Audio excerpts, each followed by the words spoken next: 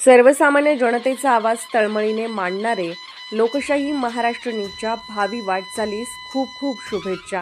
शुभेच्छुक जत ब्राह्मण समाजाचे धडाडीचे व संयमी व्यक्तिमत्व माननीय श्री प्रदीप जेऊरकर, माजी अध्यक्ष जत ब्राह्मण सभा जत व उपाध्यक्ष जीर्णोद्धार समिती बाजारपेठ मारुती मंदिर जत, समस्त श्री प्रदीप जेऊरकर मित्रपरिवार जत।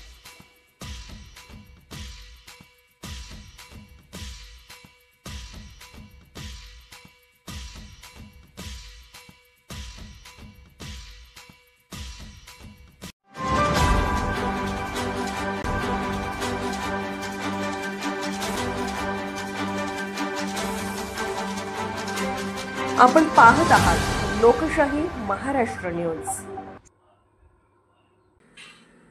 जत तालुक्यासाठी स्वतंत्र प्रादेशिक परिवहन कार्यालय मंजूर करण्यात आले असून त्या संदर्भातील शासन आदेश नुकताच जारी करण्यात आला आहे।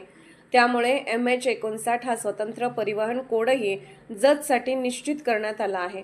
हा ऐतिहासिक निर्णय आमदार गोपीचंद पडळकर यांच्या प्रयत्नांना यश आल्याचे प्रत्यक्ष उदाहरण ठरले आहे। विधानसभा निवडणुकीदरम्यान आमदार पडळकर यांनी जतवासियांना स्वतंत्र RTO कार्यालय मिळवून देण्याचे आश्वासन दिले होते।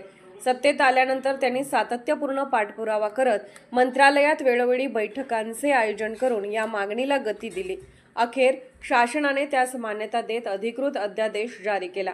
या निर्णयामुळे जत तालुक्यातील हजारो वाहनधारक, ट्रान्सपोर्ट व्यावसायिक, वाहन विक्रेते आणि नागरिकांना मोठा दिलासा मिळणार आहे। यापुढे वाहन नोंदणी, परवाना नूतनीकरण, कर भरणा व अन्य वाहतूक विषयक कामांसाठी सांगली येथे जावे लागणार नाही।